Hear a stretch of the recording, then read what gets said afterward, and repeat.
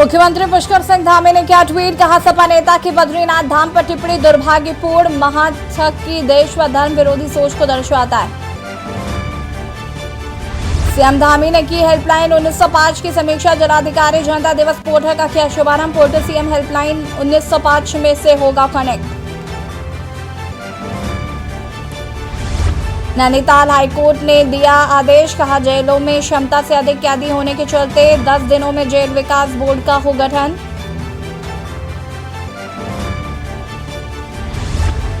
उत्तराखंड में 23 अगस्त से होगी पीसीएसजे का मुख्य परीक्षा। राज्य लोक सेवा आयोग 8 अगस्त को प्रवेश पत्र करेगा जारी। केदारनाथ व बद्रीनाथ धाम में इस साल अब तक 30,586 वीआईपी और वीवीआईपी ने किया दर्शन। बीकेटीसी को 91,63,800 रुपए का हुआ फायदा। प्रदेश में आज से 31 जुलाई तक भारी बारिश की आशंका। मौसम विभाग ने जारी किया येलो अलर्ट, साथ ही जताया भूस्खलन का खतरा। आप देख रहे हैं के न्यूज, खबरों का सारथी।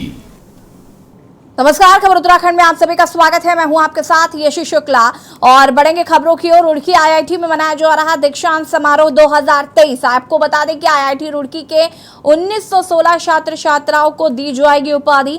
1077 स्नातक, 625 परास्नातक छात्रों को बांटी जाएगी उपाधि। 154 पीएचडी छात्रों को भी बांटी जाएगी उपाधि। बोश ग्लोबल सॉफ्टवेयर टेक्नोलॉजी के सीईओ ने की शिरकत। छात्र छात्राओं में देखने को मिला खासा उत्साह। 154 पीएचडी छात्रों को बांटी जाएगी उपाधि।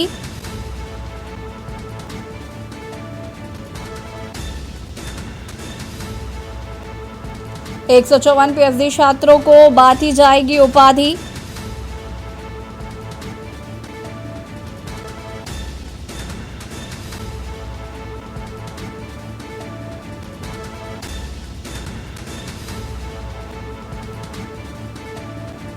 रुड़की आईआईटी में मनाया जा रहा है दीक्षांत समारोह 2023।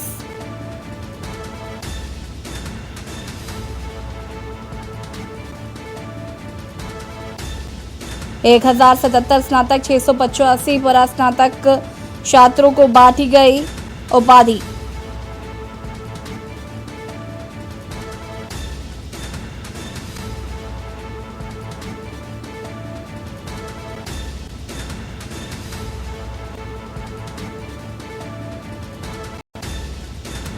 बड़ी खबर आपको बता रहे हैं, बोश ग्लोबल सॉफ्टवेयर टेक्नोलॉजी के सीईओ ने की कार्यक्रम में शिरकत।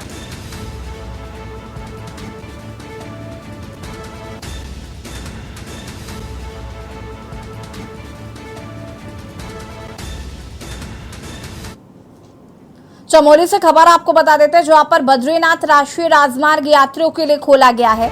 कमेरा में बद्रीनाथ हाईवे वाहनों के लिए खुल गया है।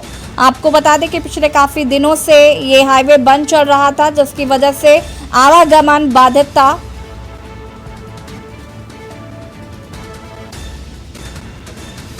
पिछले 4 दिनों से बंद था बद्रीनाथ राष्ट्रीय राजमार्ग। मौसम के खराब होने के चलते बंद किया गया था मार्ग। बद्रीनाथ राष्ट्रीय राजमार्ग यात्रियों के लिए खोल दिया गया है।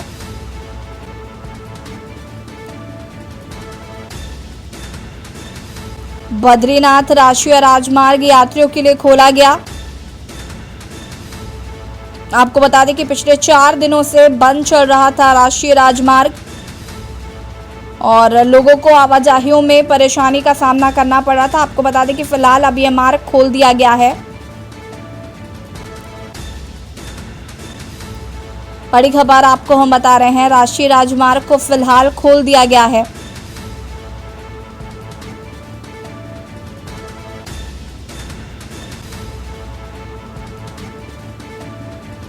आवागमन 4 दिन से था बाधित।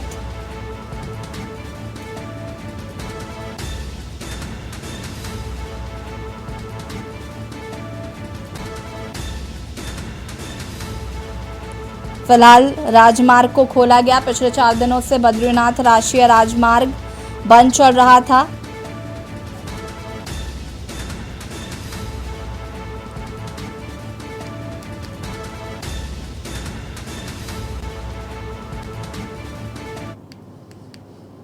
खबर बागेश्वर से है, जहां पर कपकोट क्षेत्र के 3 दिवसीय दौरे से लौटे पूर्व विधायक कपकोट ललित फटसवार ने बागेश्वर मुख्यालय आकर जिला अध्यक्ष भगत दसीला के साथ मिलकर संयुक्त प्रेस वार्ता की। कपकोट के पूर्व विधायक का कहना है कि प्रदेश सरकार आपदा के प्रति सजग नहीं है।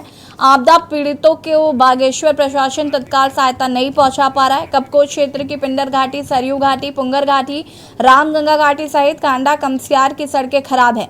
ग्रामीण जान जोखिम में डालकर यात्रा कर रहे हैं। खराब हुई सड़कों में हरसला से जगथाना कन्याली कोट को जोड़ने वाली सड़कें अधिक खराब हैं। खारबगड़ के पास पूरा का पूरा 50 से 60 मीटर तक नीचे नदी से पूरा सड़क चली गई है।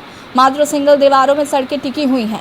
प्रभारी मंत्री सौरभ बोगड़ा बागेश्वर जाकर केवल भाजपा की बूथ कमेटियों का सत्यापन करते चले जाते हैं। नदी से बिल्कुल निर्माण विभाग कपकोट का काम है। पूरी दीवार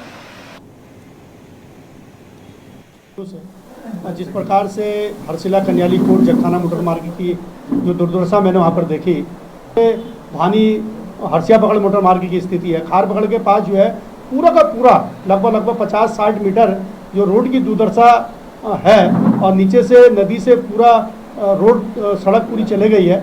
मात्र जो है दीवारों पर रोड को खड़ा किया गया है, जिसकी वजह से आवाजाही में भी बहुत दिक्कतों का सामना करना पड़ रहा। और मंत्री जी मात्र जो है यहाँ पर आकर जो है बूथ कमेटियों का सत्यापन, बूथ कमेटियों का जनसंपर्क अभियान करते हैं। बिल्कुल देखिए, जिस तरीके से यह जनता को दिग्भ्रमित करने का काम कर रही है सरकार और प्रशासन। आपने देखा होगा जिस तरीके से सगनोड़ा में अभी तक का जो उनके मकान क्षतिग्रस्त हुए थे उनको पुनर्विस्थापित नहीं किया गया और न ही उनको कोई बजट और धन आवंटित किया गया। खबर बागेश्वर से है, जहां पर नशा तस्करों की धरपकड़ के क्रम में कपकोट पुलिस ने देहरादून निवासी 5 युवकों को 963 ग्राम अवैध चरस और इनोवा कार के साथ गिरफ्तार किया है। मामले का खुलासा करते हुए एसपी बागेश्वर अक्षय कोंडे का कहना है कि पकड़े गए तस्करों में से 2 युवक पहले भी एनडीपीएस के मामलों में जेल जा चुके हैं। कपकोट के गांव में जो सप्लाई चेन है उन्हें भी पकड़ने की तैयारी की जा रही है।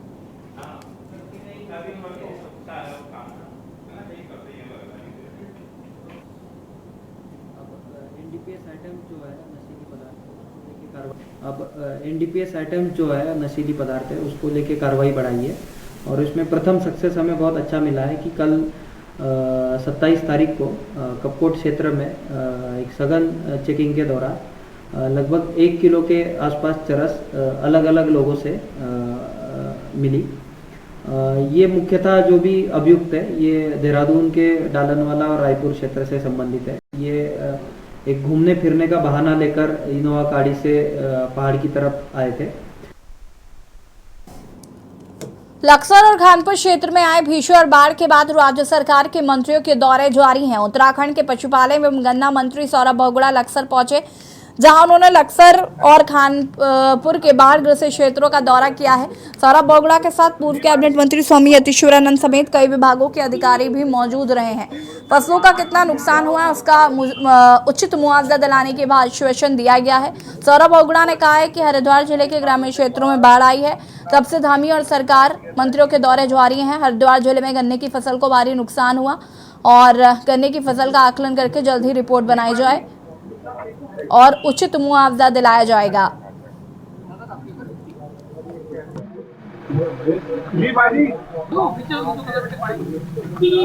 जो हुआ वो दुखद था, क्योंकि हमारे गन्ने की सबसे बड़ी बेल्ट हरिद्वार जिले की है और कहीं ना कहीं जो क्षति हुई है हमारे किसानों को, उसके लिए सरकार गंभीर है।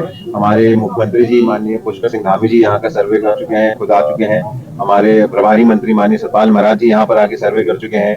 हमारे कृषि मंत्री गणेश जोशी जी यहाँ पर आके सर्वे कर चुके हैं और आज गन्ने किसानों को कितना नुकसान हुआ उसको देखने के लिए मैं खुद यहाँ पर आया हुआ हूँ। ये कोशिश है सरकार की कि जो एक्चुअल नुकसान है उसका जायजा लिया जाए और उसका कितना हमारे किसान भाइयों को रिलीफ कितनी देनी चाहिए, कितना उनका नुकसान हुआ है, वो हमारे पास जब पूरी रिपोर्ट आ जाएगी तो जैसे कि अभी माननीय पूर्व विधायक यतीश्वरानंद जी ने, माननीय पूर्व विधायक संजय गुप्ता जी ने कहा है कि माननीय मुख्यमंत्री के साथ बैठेंगे और मुझे पूर्ण उम्मीद है कि संवेदनशील सरकार है, किसानों के हित में बात करने वाली सरकार है।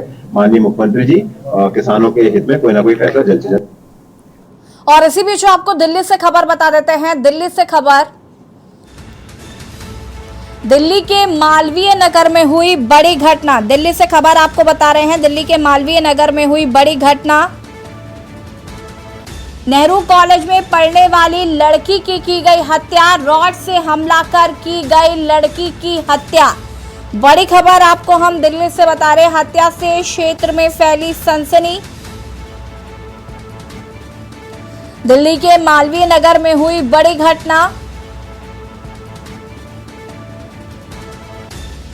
नेहरू कॉलेज में पढ़ने वाली लड़की की गई हत्या, रॉड से हमला कर की गई लड़की की हत्या। बड़ी खबर आपको हम बता रहे हैं।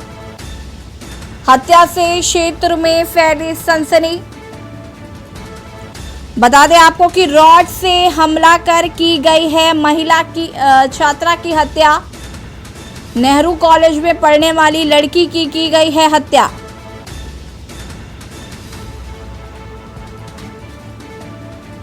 रॉड से हमला कर की गई है हत्या। बड़ी खबर आपको हम बता रहे हैं दिल्ली से।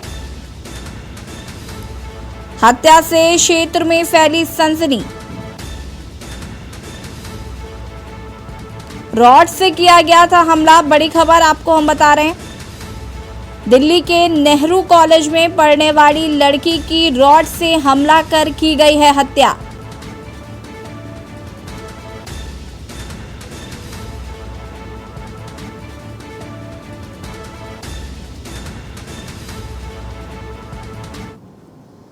बागेश्वर जिला सत्र न्यायाधीश आर.के. खुलवे ने चरस तस्करी के एक और मामले में आरोपी को दोष मुक्त कर दिया है। आपको बता दें कि कपकोट पुलिस ने झोनी गांव निवासी दिगर सिंह को 1 किलो 20 ग्राम चरस के साथ गिरफ्तार किया था। आरोपी के खिलाफ चार्जशीट अदालत में पेश की गई है।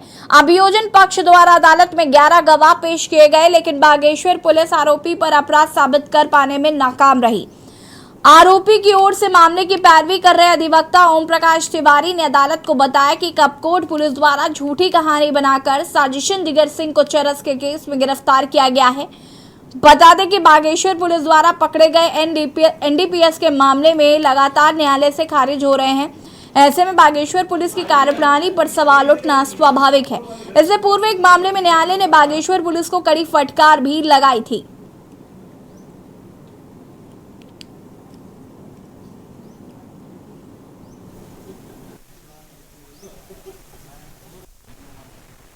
विशेष सत्र न्यायाधीश महोदय की कोर्ट का मामला है, जिसमें सरकार बनाम दिगर सिंह, इसका मुकदमा अपराध संख्या 0068/2080 है और 1 किलो 20 ग्राम का मामला था ये, जिसमें अभियोजन द्वारा अपने 11 गवाह परीक्षित कराए गए।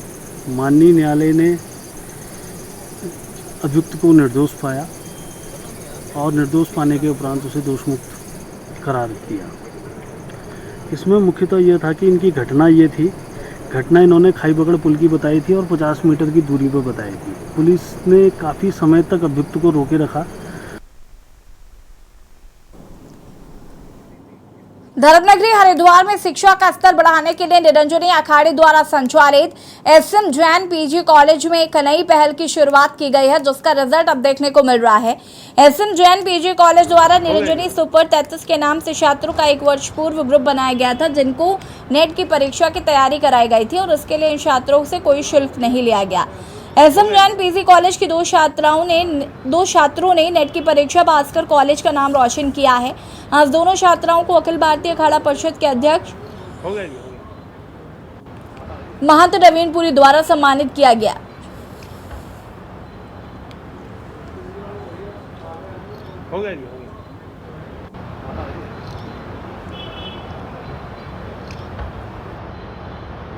नई एक प्लानिंग की थी हमारे अखाड़े में निरंजनी 33, जिसमें 33 बच्चों को हमने लिया है जो उसमें फर्स्ट आएंगे। जो बच्चे उसमें फर्स्ट आते हैं उनको विदाउट फीस हम जो है मतलब स्वीकार किया हमने, ताकि जो उनकी फीस होती हम ही लोग देते हैं। तो बच्चों को जो है एसएम जैन पीजी कॉलेज परिवार के 2 छात्राओं को जो है सम्मानित किया गया है, जिसमें एक भव्या भगत जिसने इकोनॉमिक्स में यूजीसी नेट की परीक्षा उत्तीर्ण की है और दूसरी बच्ची जो है वो शाहीन है जिसने कि सोशियोलॉजी में जो है यूजीसी नेट की परीक्षा जो है उत्तीर्ण की है। हमारे SMGN कॉलेज में विगत वर्ष से एक निरंजनी सुपर 33 के नाम से जो है एक स्पेशल ग्रुप जो है जो कि प्रतियोगी परीक्षाओं की तैयारी के लिए चलाया गया था। और यहाँ रुकेंगे छोटे से ब्रेक के लिए, जो हाजिर होते हैं। आप देख रहे हैं के न्यूज, खबरों का सारथी। ब्रेक के बाद एक बार फिर से आप सभी का स्वागत है। उत्तराखंड हाईकोर्ट ने हरिद्वार जिले में सरकार द्वारा स्लॉटर हाउसों को संपूर्ण रूप से बंद कराने के खिलाफ दायर जनहित याचिका पर मामले की सुनवाई की है। मामले को सुनने के बाद कोर्ट की खंडपीठ ने हरिद्वार में स्लॉटरिंग पर रोक लगा दी है। मामले की सुनवाई के लिए कोर्ट ने 28 नवंबर की तिथि नियत की है। सुनवाई के दौरान याचिकाकर्ता की तरफ से कहा गया कि इस मामले में शीघ्र सुनवाई की जाए, क्योंकि सरकार पूरे हरिद्वार जिले में स्लॉटरिंग पर रोक नहीं लगा सकती। राज्य सरकार की तरफ से कहा गया है कि सरकार ने केवल स्लॉटरिंग पर रोक लगा रखी है, खाने पर नहीं।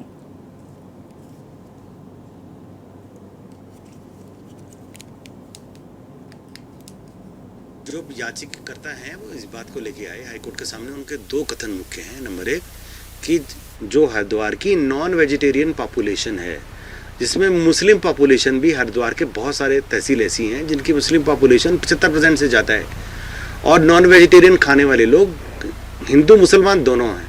ऐसा नहीं है कि हिंदू या दूसरे धर्म को फॉलो करते हैं, क्रिश्चियंस या वो लोग नॉन वेजिटेरियन नहीं खाते, ऐसा नहीं है। तो हमारी याचिका ये थी कि आप इस आदेश के द्वारा हरिद्वार की नॉन वेजिटेरियन पॉपुलेशन को नॉन वेजिटेरियन खाने से पूरी तरह प्रतिबंधित कर दिया गया है, जो कि उनके आर्टिकल 21 के लाइफ और लिबर्टी का जो हमारा फंडामेंटल राइट है।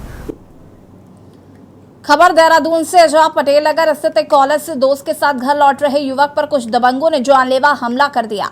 मारपीट में युवक गंभीर रूप से घायल हो गया, जिसे महंत इंद्रेश अस्पताल में भर्ती कराया गया है, जहां उसकी हालत गंभीर है। उसके सिर पर गहरी चोटें आई हैं। वहीं मामले की जानकारी लगने पर हिंदू वाहिनी समेत हिंदू संगठनों के लोग बड़ी संख्या में अस्पताल पहुंचे और हंगामा शुरू किया। हंगामे की सूचना पर पटेल नगर के साथ ही आसपास के कई थानों की फोर्स मौके पर पहुंची। हिंदू संगठनों के लोग हमलावरों की गिरफ्तारी की मांग करते हंगामा करते रहे। वहीं पुलिस ने कुछ हमलावरों को गिरफ्तार कर लिया। उनसे पूछताछ कर अनई गिरफ्तारी में पुलिस जुट गई है।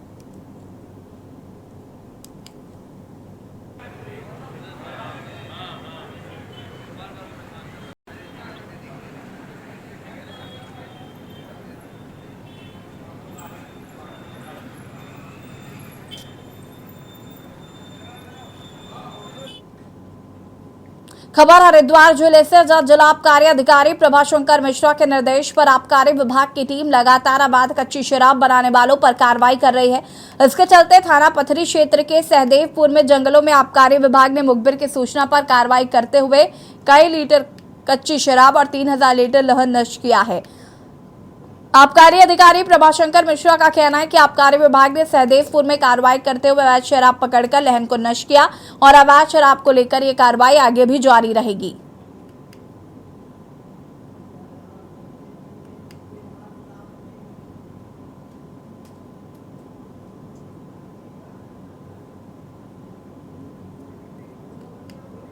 पूर्व मुख्यमंत्री त्रिवेंद्र सिंह रावत पिछले कई दिनों से अस्वस्थ चल रहे हैं, जिससे चलते भाजपा के कार्यकर्ता और समर्थक मंदिर में पूजा पाठ और भजन कीर्तन कर भगवान से पूर्व मुख्यमंत्री के अच्छे स्वास्थ्य की कामना के लिए प्रार्थना कर रहे हैं। इसी के चलते डोईवाला के अग्रवाल धर्मशाला शिव मंदिर में कार्यकर्ताओं ने पूजा अर्चना के साथ ही जलाभिषेक करके भगवान से प्रार्थना करते हुए पूर्व मुख्यमंत्री के स्वास्थ्य लाभ की कामना की है। तो वहीं महिला कार्यकर्ताओं ने भजन कीर्तन कर अपने नेता के स्वास्थ्य लाभ की कामना की।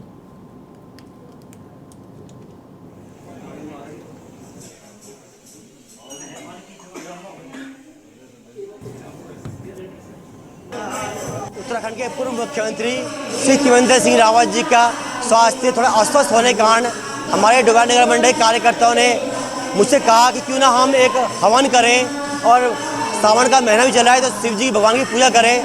तो हमने सभी कार्यकर्ताओं की इच्छा को रखते हुए आज मंदिर में एक छोटा सा स्वतः पंडित जी बात करी, तो स्वतः स्फूर्त कुछ कार्यकर्ता आए और आज उनके लिए थोड़ा हवन किया, पूजा करी और कीर्तन कर रहे हैं हम। त्रिवेंद्र सिंह रावत जी की स्वास्थ्य कामना के लिए हमने यहाँ पर भजन कीर्तन करवाया था और पूजन का आयोजन किया गया, जिसमें हमारे काफ़ी कार्यकर्ता यहाँ पर उपस्थित रहे। जिस प्रकार से काफ़ी दिनों से माननीय रावत जी अस्वस्थ चल रहे हैं, तो हम सभी की ये इच्छा है कि वो जल्दी से स्वस्थ होकर हमारे बीच में लौटें। खबर पौड़ी से, जहां पर ग्रामीण क्षेत्रों में बंद पड़े मकानों में चोरी की घटनाएं थमने का नाम नहीं ले रही हैं। अब पौड़ी कोतवाली क्षेत्र के गगवाड़ा गांव में चोरों ने एक बंद पड़े घर का ताला तोड़ दिया। भवन स्वामी का कहना है कि चोरों ने लाखों रुपए के सोने के सामान पर हाथ साफ किया है। उन्होंने एसएसपी को शिकायती पत्र देकर जल्द ही चोरों का खुलासा करने की मांग की है। गगवाड़ा निवासी ललित नैनवाल ने एसएसपी को दिए शिकायती पत्र में कहा कि वो परिवार के साथ देहरादून रहते हैं। उनको फोन से जानकारी मिली कि उनके घर में चोरों ने ताले तोड़ दिए। मौके पर आकर पता चला कि चोरों ने सोने का एक नेकलेस, अंगूठी व एक जोड़ी कुंडल सहित कीमती घड़ी व नकदी पर हाथ साफ कर दिया। उन्होंने शीघ्र ही मामले की जांच कर मदद की गुहार लगाई है। चोरी का जो माल है वो लगभग 3 तोले लगभग का मेरी वाइफ का लॉकेट है, जो कि मेरी माँ का पुश्तैनी, जो मेरी माँ पहनती थी, जिसको उसने मेरी माँ ने मेरी वाइफ को आशीर्वाद स्वरूप दे रखा था। मेरी माँ के पुराने कुंडल थे, मेरी माँ के टॉप्स थे और मेरी माँ के हाथ की अंगूठी थी, मेरी घड़ी है, मेरे पैसे हैं लगभग 15-20 हज़ार रुपये लगभग वो निकल गए हैं। बाकी छोटे मोटे का तो मुझे पता भी नहीं, क्योंकि हमारे भगवती के मंदिर से, हमारे पितरों के मंदिर से भी चांदी के छत्र भी शायद मेरे ख्याल से चोरी हो रखे होंगे। जो थाना प्रभारी हैं उन्हें निर्देश दिया है कि जाके मौका मुआयना भी करें, इसमें मुकदमा पंजीकृत करके इसका खुलासा भी किया करें। ऐसे ग्रामीण क्षेत्रों में कई ऐसे घर हैं जो खाली हैं। इसमें भी जो घर के जो मालिक थे वो देहरादून जा रखे थे। तो इस संदर्भ में मैं आम जनता से भी अपील करूंगी कि जब वो अपना घर बंद करके लंबे समय के लिए कहीं जाते हैं तो जो थाना है, जो चौकी है, वहाँ जरूर सूचित करके जाएं। और इस संदर्भ में संबंधित थाना प्रभारी और चौकी प्रभारी को भी निर्देश दिए गए हैं कि इस तरह के। मुख्यमंत्री धामी ने सचिवालय देहरादून में सीएम हेल्पलाइन 1905 की समीक्षा की। इस दौरान मुख्यमंत्री ने जन समर्पण दिवस पर डिजिटलाइजेशन प्रक्रिया द्वारा तहसील दिवस एवं जिलाधिकारी जनता दिवस पोर्टल का शुभारंभ किया है। ये पोर्टल सीएम हेल्पलाइन 1905 से कनेक्ट होगा। वहीं बैठक में मुख्यमंत्री पुष्कर सिंह धामी ने कहा कि हेल्पलाइन पर आने वाली शिकायतों के मामले में उन्हें आवेदक को पूरी तरह से संतुष्ट नहीं होने तक शिकायत बंद नहीं की जाएगी।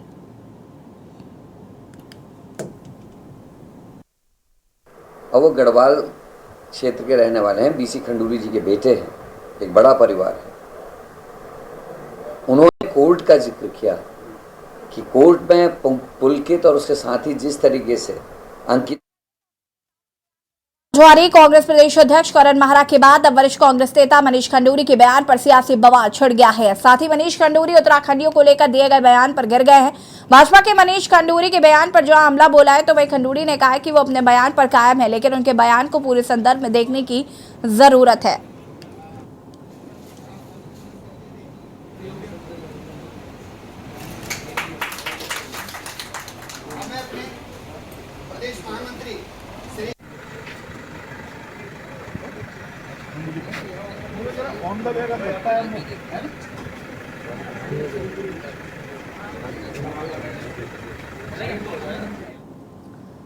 देहरादून में कांग्रेस अध्यक्ष डॉक्टर जसविंदर सिंह गोगी के नेतृत्व में कार्यकर्ताओं सीओ स्मार्ट सिटी कार्यालय पहुंचे, जहां कांग्रेसियों ने स्मार्ट सिटी की कमियों में देरी और बारिश में शहरवासियों को हो रही परेशानी पर प्रदर्शन किया। देहरादून के राजेंद्र नगर स्थित स्मार्ट सिटी कार्यालय के बाहर कांग्रेस कार्यकर्ताओं ने जमकर नारेबाजी की। कांग्रेसियों ने चेतावनी दी है कि जन समस्याओं का जल्द निस्तारण नहीं होने पर शहरी विकास मंत्री के घर का घेराव किया जाएगा।